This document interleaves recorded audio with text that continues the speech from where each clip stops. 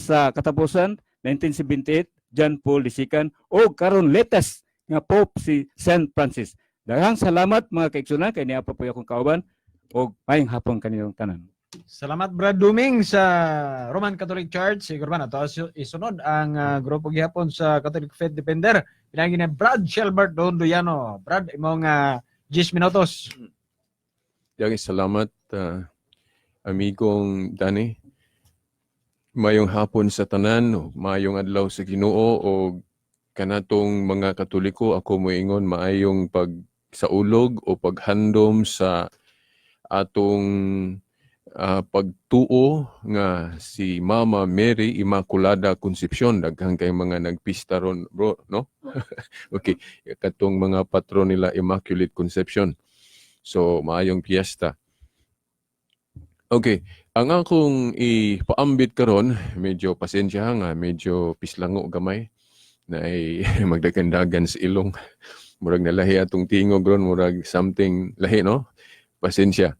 Okay, now, kaganina, ang atong higala sa Assembly of God, doon na lang ko'y tukion atong point, no? Katong niingon siya nga, pagbantay mo anang mga mumulong, nga mamulong og mga tumo-tumo o mga sugilon ba nga mag-imbento og pagtulunan nga mura pud tag makatuo, no? Now, unsa man ang tumo-tumo, no? Usa sa pag-justify anang tumo-tumo nga kana bang walay basis, no? Walay basihan nga kini gitukod bagyo ni Kristo. O kana. Unsay pananglit ana? Ang pananglit ana, nganong muratag makatuo anang tumo-tumo kay mugamit man po na silag Biblia. Oh, mugamit po silag Biblia, no? Para sa anang Church of God. Pagkadaghang gadaladala anang ngalanaw niya dili parehas jud og pundok. Oh, naay Church of God ni Herbert Armstrong. Naay Church of God ni Eli Soriano. Okay, kang Eli Soriano ron gaagi man naglain-lain og description. Dating daan dayon unsa patong giusob-usob niya. Then kung mo diferensya sa girehistro ana na naparehas di na pud ka pwede ana maghimo na pud kaglain kay di man pwede magparehas gyud. Oh. So hangtod nga karon nang iyang gipili Church of God International. Oh. Naapoy Church of God Seventh-day. Ya dili na parehas og mga pundok. Now, ang tao makatuo, mura pug makatuo kay naa mas Biblia ang ngalan nga gigamit. Pero kung moingon ta nga tinuod ba gyud nga si Kristo may gatukod ana? Kana man so mao na nga mudagan din ta sa history. Kanus aba nagtukod si Kristo anang iglesia sa Dios diya sa Biblia? Kanus aniya na gisugdan? Dayon unsa may gisaan ni Kristo anang iglesia nga iyang gitukod? Oh. Now, si Kristo nagtukod anang iglesia sa Dios diya sa Biblia niadtong unang siglo. Sa referensya agi anang duha ka classes computation na moingon nga nasugdan niya 30 AD, na po'y referensya moingon nga 33 AD. So ako lang nang isulti ng duha kay basig moingon mo nga na may referensya 30 na po'y uban 33. Na depende na sa pag-ihap o pag unsa na unsay gibasihan nato nga sistema sa pag-ihap kay di man gud magparehas gud ang ubang mga historian kung kanus sila musugod. So ingnon na lang nato either 30 or 33. Kaya usahay mo sipyat og tulo ka tuig. Ora ingon ana. Pero naara gyud ana 30 or 33 AD. Nya ang common natong nahibaw-an 33 AD. So karon 33 AD unya ang iyang gisaad aning iglesia ha lig-on. Dili mabuntog, di maguba. Okay, sa Lucas 1:33 magpadayon man. So kung kanang imong pundok gadala-dala sa ngalan ni Kristo unya nagsugod lang 1914, 1930, unsa pa na 1957, maklaro na to na nga dili na mao ang Church of God nga gisugdan ni Kristo niadtong unang siglo. Di ba? Pero mayong tag tumo-tumo, mura tag makatuo kay ang ngalan na mas Biblia. Ang tinuod jud nga iglesia bisan pag dili maghinambog anang description nga iglesia sa Dios, kung tukod jud ni Kristo, tukod jud ni Kristo. Pananglit ako ngalan Silbert Jugono, Silbert Dondoyano. Dayon sa eskwelahan dili ko magsuot og ID. Dili na ko ipasundayag ang akong ID nga Silbert Dondoyano. Muingon ba mo nga, dili ka si Silbert Dondoyano kay wala kay name tag nga Silbert Dondoyano. No. Bisan pag dili ko mag name tag og Silbert Dondoyano kay si Silbert Dondoyano magyug ko, so Silbert Dondoyano gyud ko. Unya, kung subayo na to ning Katoliko, Katoliko lagi nang inyong makita. Kung subayo na to sa history kay si Kristo magyug gatukod ani. So bisan pag dili niya na ipasundayag ng iyang nimtag nga iglesia sa Dios sa Dios jud ang Katoliko. Di ba? Unya, unsa man nato pag-prove nga Katoliko yun ang iglesia sa Dios o iglesia ni Kristo sa history. Kay naaman sa Job 8:8 nga subaya ang history. Read the history book. Di ba? Nasa Living Bible. Para pa matud-an kung tinuod ba gyud nga si Kristong gatukod ana. Now, iniadtong mga ikaduhang siglo, mga unang bahin, mga 107 o 110 AD, no? Kinahanglan tag church history ani, no? Na ay obispo, ikatulong obispo sa Antioquia, si Obispo Ignatius of Antioch, no? Disipulo na siya ni San Juan, inguna ni mangguna, no? Ang unang na obispo dito sa Antioch si Peter, katungwa pa siya maabot sa Rome, base na sa history. Pag adto ni Peter sa Rome, ni sunod din si Ebodios. Pag human ni Ebodios as Bishop of Antioch, si Ignacio na dayon. Kani si Ignacio gidako po na kay during that time ang naghari nga emperador pagano si Nero. Gidakop ti si Ignacio din gidala gali sa Roma, gipatay po dito. Disipulo na ni San Juan. Then kini si Obispo Ignacio samtang nagpaingon sa Roma nga kay aron ihawon dito patyon ingon nga martir, nagsulat-sulat po na siya. Parehas ubang mga apostol ba magsulat-sulat. Sa iyang sulat dito iyang gi-describe nga ang iglesia nga gitukod ni Kristo o iglesia sa Dios Catholic. Di ba? Iglesia ni Kristo kahibalo sila ana. Nga it was first used by Saint Ignatius, Bishop of Antioch. Kahibalo sila ana pero ang ilang pagsabuti lang mao.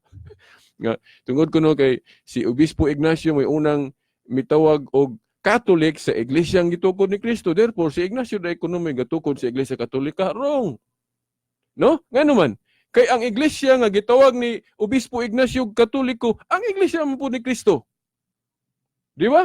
So, ang giinbento lang ni Ignacio ang termino kung siya manggaling gauna gyud anang pulunga pero sa iyang pagsulat wa manggali siya moingon na siya may gainbento. Sa iya lang sulat na nakita una nga nagsulat siya nga Catholic ang gitukod ni Kristo. Mao nang ang ubang labi na si katong pare nga si Edward Taylor sa iyang basahon niingon siya nga si Obispo Ignacio may gainbento anang termino ha. Sa iya ra nang speculation. Tungod kay sa iyang basahon manggod nang nakita na. Pero ang ubang mga scholar maingon, probably naanay uban nakalitok ana, walang masulat, walang ma-record. Probably posible gani nga si San Juan nagsulti ana, walang ma-record sa Biblia kay di man po nasulatan sa Biblia. Ano man kay disipulo gud siyang San Juan. So mao na ingon siya Catholic. Sa ato pa granting without admitting gyud sa ingon tag objectively kay spekulasyon ra man nang maingon nga siya gyud giinbento ana, bisag wa siya mag-ingon. Granting nga si Obispo Ignacio mo'y gainbento anang termino nga Catholic, pagtawag sa iglesyang gitukod ni Kristo. Ang iyang giinbento ang termino, dili ang iglesia. Ang iglesyang gitukod ni Kristo, iya lang gitawag. O Katoliko. Sa rason nga ang kinaiya ni aning iglesyang gitukod ni Kristo makailapon. Ito pa, universal, mulukop. Dili pareha sa mga Hudiyo nga para sa mga Hudiyo. Ang Kristo God mulukop. So mulukop. So kay mulukop, so mao na nga sakto ang atong ipamatuod nga Catholic ang tinuod nga iglesia ni Kristo o iglesia sa Dios. Kay bisan palagi tawgon sa laing ngalan ang iglesyang gitukod ni Kristo, dili man mawala ang iyang pagka-iglesia ni Kristo. Ako kanunay na akong gi-example akong kaugalingon ang una yung description nako Silbert. Pagka edad na kog mga 5 anyos, gitawag na po kog Bobby as my nickname. Karon kay gitawag man kog Bobby, dili na ko si Silbert. Wrong. Si Silbert, si Bobby, usa ra ka tawo. Nya pagkadako na yun ako nga mahilig kog butyag sa tinuod, gitawag na po kog Veritas. Karon kay tulo naman akong description. Silbert, Bobby, Veritas, tulo ba ko ka tawo? No, usa ra ko ka tawo. Ug mao na ang nahitabo sa iglesyang gitukod ni Kristo. Lain-lain na siya description, iglesia sa Dios, Kristohanon, pinili, pero usa ra na siya. Dayon, niadtong 110 AD na hulagway siya nga Catholic, Then sa Council of Ephesus, gihinganlan na po siya apostolic, meaning gikan sa mga apostoles, mutuo ra ba gyud tag council sama atong Council of Jerusalem tungod sa authority sa iglesia anang binding and loosing ang inyong idili sa langit ang itugot. Oh, dayon pag abot sa Council of Trent, gidugangan na po og description nga Roman nga abot pasabot ang sentro na anas Roma kay Jerusalem unta. Sumo na nga niadtong First Vatican Council 1870 gihatag gyud ang iyang official description sa iglesia, no? Mga timailhan, mga palatandaan pa, no? Niadtong 1870 First Vatican Council unya biblical na, no? Naanay support sa Biblia nganong magbutang og description sa matuod nga iglesia. Naa sa Jeremias 31:21 nga magbutang og mga timaan. Sumunod timaan description sa dalan. Para hindi ka mawala ba, butangan ni mong timailhan. Ya, kinsa man ang dalan diri sa Bagong Testamento, si Jesus Christ. 60 segundos, Ber. Kanya kay ang iglesia iya mang lawas, so dalan po dang yang iglesia. Buhat 24:14, butangan mo kunog description. Kinsa may gabutang og description? Mga obispong Katoliko lang. Gibutangan nila description nga Catholic kay universal. Ibutangan nila apostolic kay gikan sa mga apostoles. Episodos 20. Oh, dayon gibutangan nila kanang Roman kay lagi ang sentro, ang iglesia naman gyud sentro. Di ba? O asa gasugod malagmit to dito ang sentro, iglesia ilang sentro Pilipinas kay diri gasugod. Mga daghang kay nagsugod Amerika mo nang ilang sentro dito. Ang tinuod iglesia Jerusalem unta, pero gitagna man gibasa sa akong kauban ganina nga ilugway sa Roma, buhat 23:11. Ingnan niya si Pablo nga maingon nga nagpamatuod ka kanako sa Jerusalem, Pablo, pagpamatuod usab sa Roma na tinuod yun na wa na ko'y panahon. Oh, mo nang na Roman na ang sentro sa iglesia. Mo nang gitawag og Roman. Roman. Daghang salamat maayong hapon. Salamat, Brad Gilbert Dondoyano sa Catholic Faith Defender.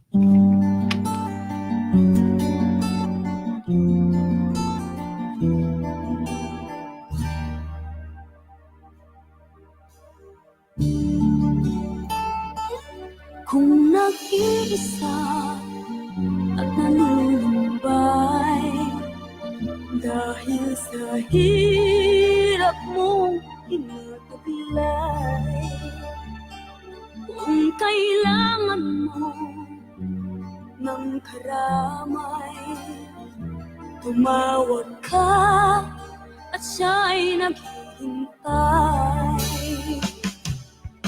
Siya ang iyong kailangan, sandigan, kaibigan mo. Inyong nabati mga kasama ang nagkarayang grupo sa relihiyon. Pipila lamang kato. Naning ani sa atong sibayanan. No? Katong naay grupo din ha, nga wa pa'y programa sa mga karadyuhan. Pwede mo, welcome gyapon mo dire sa programang Sangka sa Katarungan. Kay tagaan mo kining tagpila ka minutos para gid mapadayag nganong dinhagid mo nagpailalo mga kasama. Salamat sa grupo sa Rock Race. Pinagi ni Brad Clemente Tuting Luntayaw, igurban ni Tatay Francisco Incola. Salamat po kayo sa Kingdom of God. Igurban ni John Keith Sunugan sa Messianic. Og si Andres Luntayaw, Rock Rice gyapon Jesus og si Edgar Rosiana, salamat po sa pag-anhi gid sa Sibianan sa Assembly of God. Og igurman si Marcera Duming nga nagpailalaw pod sa Catholic Faith Defender. Gunaman si Brad Gilbert Dondoyano.